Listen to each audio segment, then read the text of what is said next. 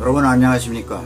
2001년 9월 11일 지금부터 20년 전입니다. 미국은 이슬람 근본주의 테러 집단 알카에다에 의해서 영화에서나 나올 법한 비극적 사건을 당하게 됩니다. 9.11 테러 사건이죠. 그리고 엄청난 사건 이후에 미국은 테러의 주범이면서 미국과 아프가니스탄 전쟁 원인이 되었던 오사마 빈 라덴을 추적해서 파키스탄 아보타트에서 사살했습니다. 그때가 2011년 5월 1일 9.11 사건 이후 10년 만이었습니다. 10년 동안 오사마 빈 라덴을 잡기 위해서 추적했던 겁니다. 그런데 그를 제거한 후 다시 11년 만인 2022년 금년입니다. 7월 31일 오사마 빈 라덴과 함께 9.11 테러의 설계자로 알려졌던 아이만 알자와히리라는 테러리스트를 추적 끝에 아프가니스탄 카불시 근교에서 드론에 의한 닌자 미사일로 불리우는 초정밀 미사일 공격으로 제거했습니다. 돌이켜보면 9.11 사건 열흘 후인 9월 20일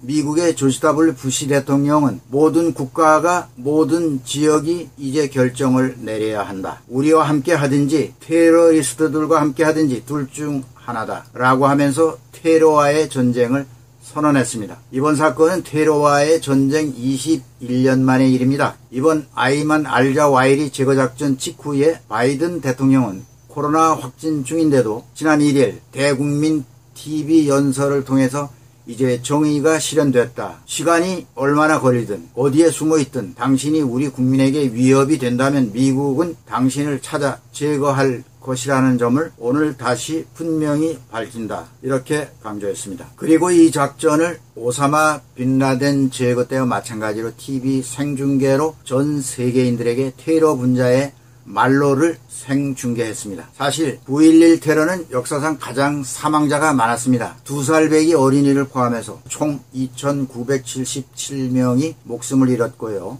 희생자의 대부분은 미국의 뉴욕 거주자들이었죠. 미국민에게 있어서는 정말 잊을래야 잊을 수 없는 아주 비극적 테러 사건이었습니다. 미국과 아프가니스탄 사이의 전쟁은 작년 이맘때 정확히 2021년 8월 15일 아프간이 탈레반이 지배했던 나라로 다시 돌아감으로써 끝났습니다. 미국은 20년 동안 탈레반과 전쟁을 벌이면서 아프간의 민주적 새 정부를 수립하도록 지원했습니다. 미국이 아프간을 지원하는 데 쓴 돈을 계산하면 8,220억 달러로 정말 천문학적인 숫자입니다. 한화로는 약 9,866조 원을 쏟아부었던 것이죠. 하지만 아프가니스탄 정부의 붕괴는 여러 요인이 존재합니다. 무능과 부정부패로 인해서 진정한 국가의 통합과 국가 안정화, 자립화를 이루는 데 실패했습니다. 미국은 미국이 바라던 기대와는 달리 마치 밑 빠진 독에 물 붓기식의 지원이다.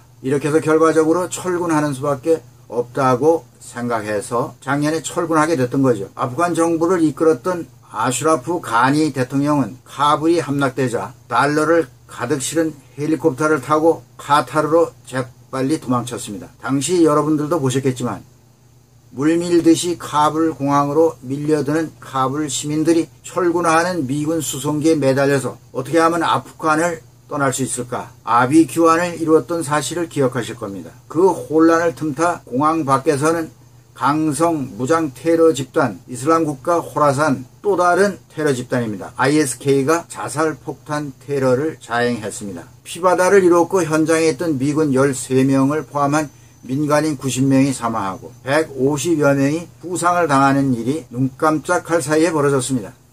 미군은 가만히 있지 않았습니다. 며칠 후 ISK 테러 주모자를 색출해서 드론으로 보복 공격을 가했죠. 아프가니스탄의 정권은 하이바툴라 아쿤자다라고 하는 탈레반 수장에게 넘어갔습니다. 탈레반 정부는 첫 기자회견에서 이렇게 말했죠. 과거와는 달리 더 부드럽고 덜 극단적으로 지배하고 반대 세력에 대한 관용을 베풀겠다. 이렇게 말했습니다. 그리고 미국 및 연합군하고 같이 일했던 사람들의 안전을 보장하고 여성의 교육과 인권을 보장하겠다라고 약속을 했습니다.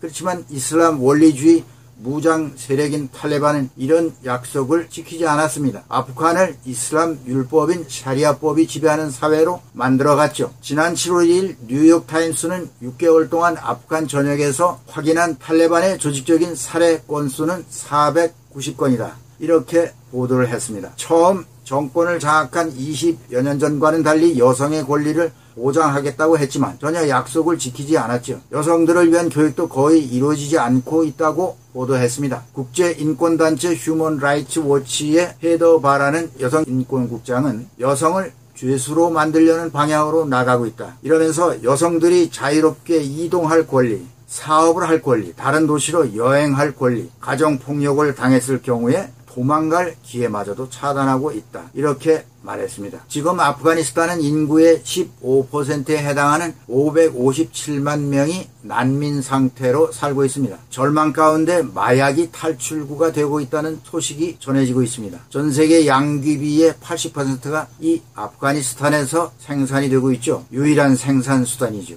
지옥이 바로 이런 곳이 지옥이죠. 그나마 국제사회는 고민하지 않을 수 없었습니다. 아프간 주민이 더 곤경에 처하지 않도록 무슨 수가 없을까? 탈레반과 협상을 해야 한다는 목소리가 주변국에서 일기 시작했습니다. 특히 이슬람권을 중심으로 해서 강하게 탈레반과 협상을 해야 된다. 그리고 G7, G20, UN 등 국제기구는 자격심사위원회를 구성했습니다. 그리고 탈레반 정부를 어떻게 할 것인가를 논의 중에 있었습니다. 그러던 중에 이번 알자와히리 사건이 터진 겁니다. 국제사회가 탈레반 정권을 인정하려던 분위기에 마치 찬물을 끼얹는 결과가 된 것이죠. 뉴욕타임스는 8월 2일 현지 시간 탈레반 정부가 아프간 수도의 한 복판에서 9.11 테러 핵심 모의자를 보호하고 있었다는 사실이 드러났다. 라면서 탈레반 신생 정부의 분수령이 되는 순간이라고 지적했습니다. 무슨 말이냐 하면 탈레반 정부를